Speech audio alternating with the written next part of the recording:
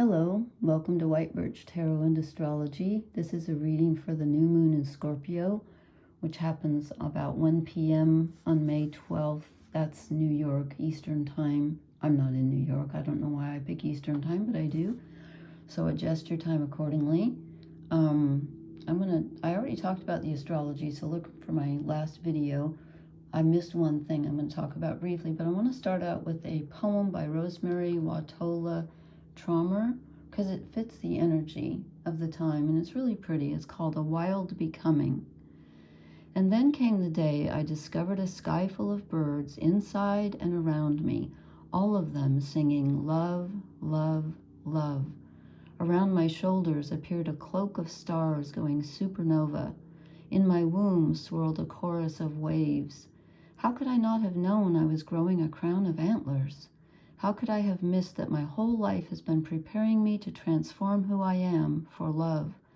Now all I want is to open enough to let love do with me what it will. I want to be in service to the radiance that even now begins to shine through. I want to lose what I thought I knew of my story. And though fear is also here, I want to surrender to the strange and insistent voice of love saying, "These are the gifts you've been given. Now, sweetheart, now be the change." That is perfect for full moon in Scorpio. Absolutely perfect. And what I missed, I don't know if you can see this or not, is, let's see if I can do this. These red lines here that I drew in pencil. Jupiter is in Gemini, where he does not particularly like to be, because Jupiter rules Sagittarius, which is opposite Gemini.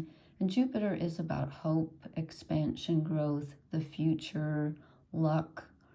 And he's squaring, which is an uncomfortable aspect, the South Node, which is in Virgo, which is our default setting, the way we've always done things, what we're comfortable with. And the North Node's over there in Pisces, which is our path forward and the things that we're learning that we don't really know how to do so well. And so he's kind of being forced to take a look at the past and incorporate that into the future. And as I said, Jupiter is all about the future. He doesn't want to think about the past. And he also doesn't want to think about details, which Virgo rules. He's all about the big picture. Not that Sagittarians can't deal with the details, but they like hope and, Jupiter just wants to look forward. So there's a little bit of an uncomfortable balancing act that he's being forced to do. And so in thinking and in like forward planning, there could be a feeling of being torn between two opposites and having to take into consideration the past when you're thinking about where do you want to go next. And that fits in with the full moon in Scorpio, which I already talked about, because it's so deep, so intense, so emotional, and, ruled by Pluto. And Pluto is really a judging card, because it decides what it's going to get rid of, what you're going to let go of, and what's going to transform. You have to, transformation is never easy, and it's almost never painless as far as I can tell. But it's productive. Okay. So I used the Llewellyn deck. I've got some shadow cards here. I just drew some fairy oracle cards because I thought I do not want to end on these animal spirit cards. And they're perfect. So this is a really interesting reading. I think I figured it out. I just had to sit here for a few minutes. I was like, what? Because it's like, any Harry Nilsson fans here? You know the singer Harry Nilsson, his big hit here in the U.S. was Without You, which is a gorgeous song. He did not write that one. You know what I love about him is he's funny, and he'll put lines in his songs that are really funny. If you've never heard Harry Nilsson, listen to the Moonbeam song. There's a line in there that cracks me every time I hear it. Anyway, because it's like good, bad, which reminded me of a song where he suddenly sings that in the middle of it. Anyway, so we start out with the Six of Wands, which is the victory card. You've accomplished something. You're getting recognition for it, You've really achieved something. Now, but I'm going to go, I think they go up and down. The Knight of Wands is below that. Movement, forward progress, action, finally taking action on something. Now, these two are together, okay? So there's I think what this is telling us, because let me show you the next two cards, and then I'll explain what I think is going on here. Because we get the Nine of Swords, which is extreme worry, not knowing what to do, you know, anguish, and the Nine of Wands. Did I say Nine of Wands? Nine of Swords. Two nines. This is being defensive, having been through a battle, you know, protecting, feeling like you have to protect everything. So what I feel like it's telling me, and I think this is, it kind of makes sense with the Scorpio energy, because, you know, there's so much available to us here if we look, if we're willing to look at the dark and then use that to propel us forward, use that to help us transform, you know,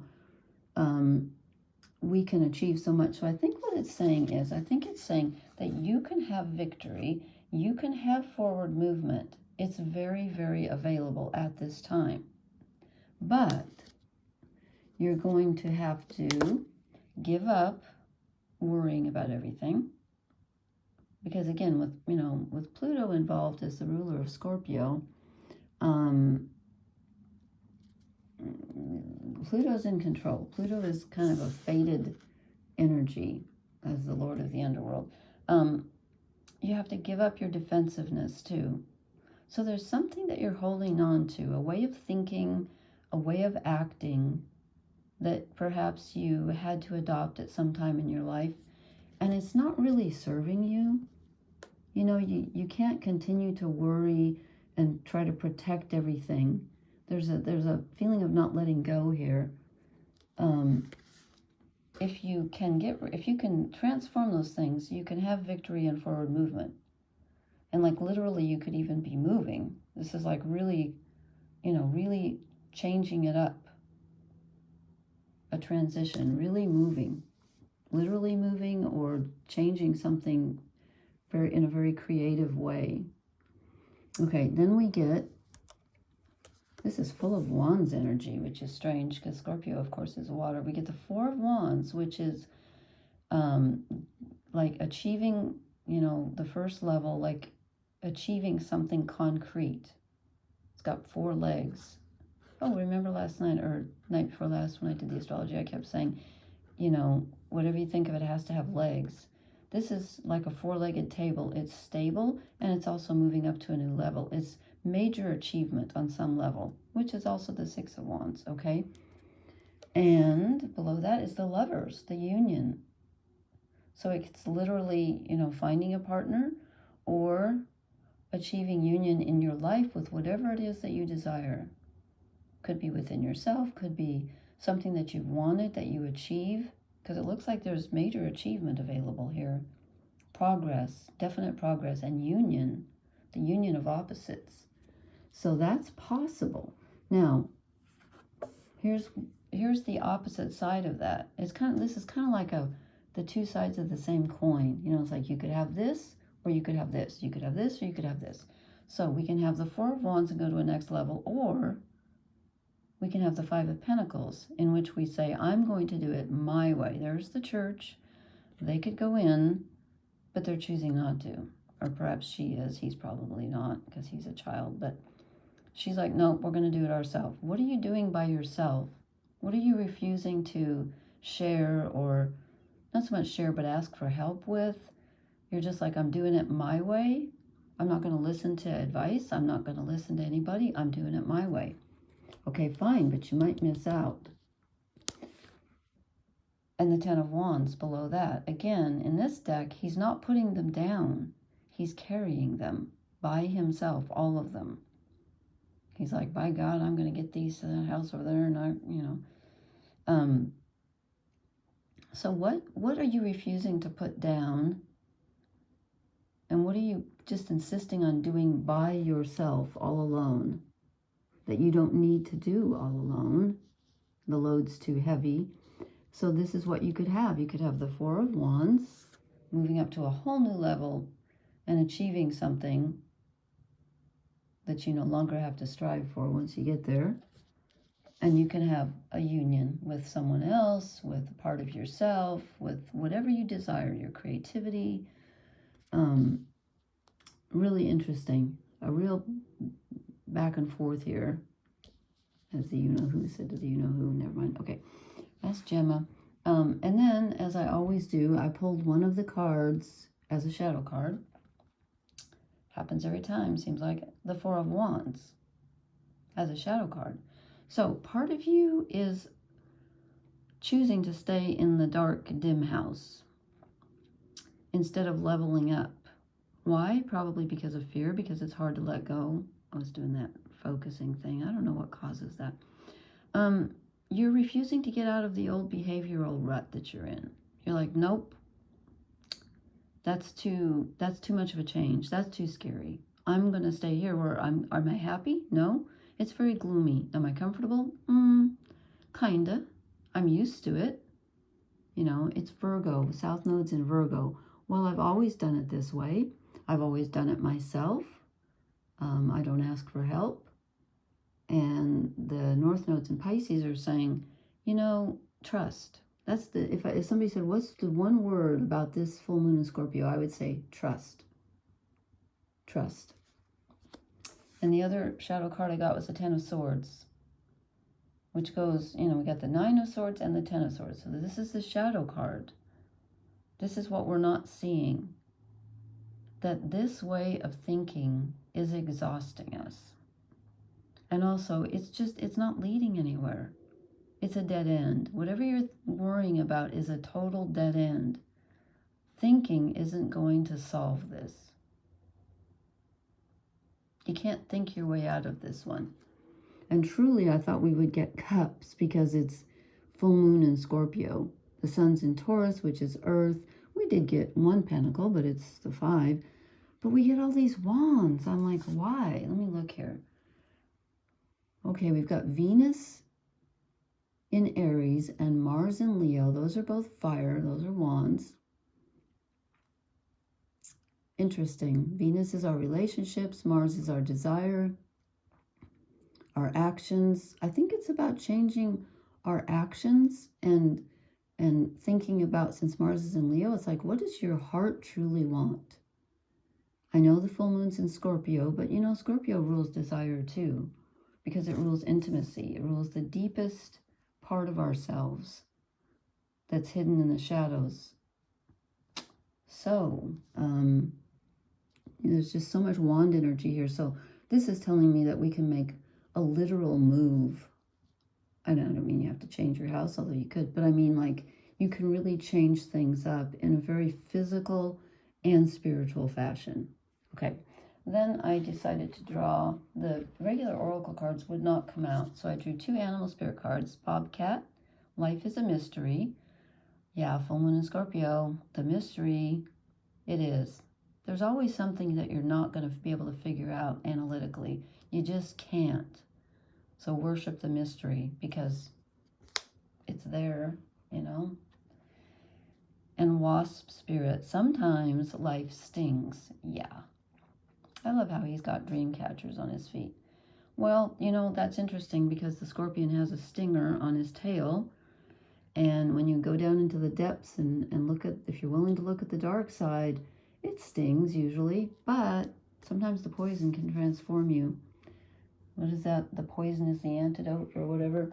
Okay, then I decided, and I'm so glad I did, to draw 2 fairy cards, and I get the Queen of the Golden Bough. I don't draw her very much. She's the first card. And the Lady of Unicorns. So we get some feminine energy, and of course Scorpio is a feminine sign. Liz Green says that Scorpio should be ruled by a feminine energy rather than Pluto.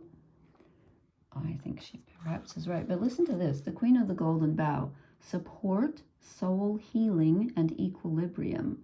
This is the queen of all things spiritual, of healing and of transformation. If you chose this card, you are calling on the help of one of the true healing spirits of fairy. You are seeking healing on a very ancient and fundamental level. Your need to heal and change may be so deeply embedded in your psyche that you may not even know it is there. Scorpio. This queen calls for the healing of world sorrow and the sorrow that wells up inside of you without having a specific cause that you can pinpoint. Listen to what she has to tell you. She asks you to let go, yes, and allow her healing presence to nurture you. When you feel an overwhelming sadness that takes you by surprise, a sadness that seems to spring from the depths of your soul, meditating on this card can help you rebalance your emotions. It might also be time to let go of emotions that are stopping you from healing.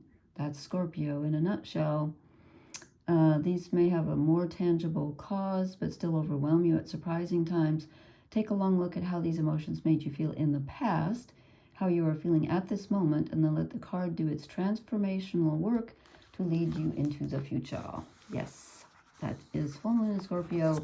I couldn't have put it better myself. And then the Lady of Unicorns is belief, magical connection, and guardianship. This is the Lady of belief and longing.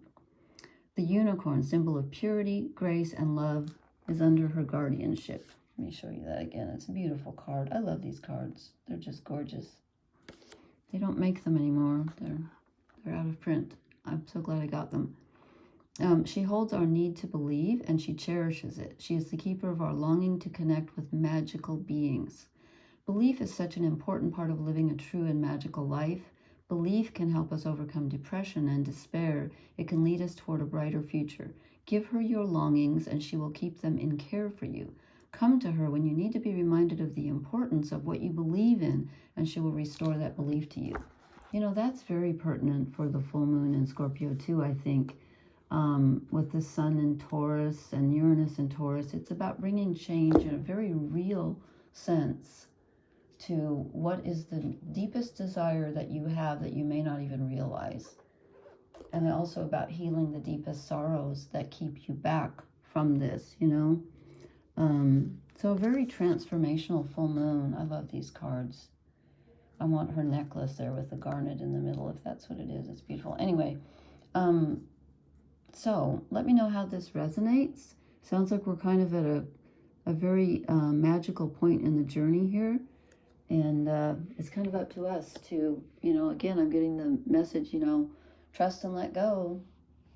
And just, I was going to say, and trust. Yeah, I just said that. So it's trust, let go, and trust. Okay.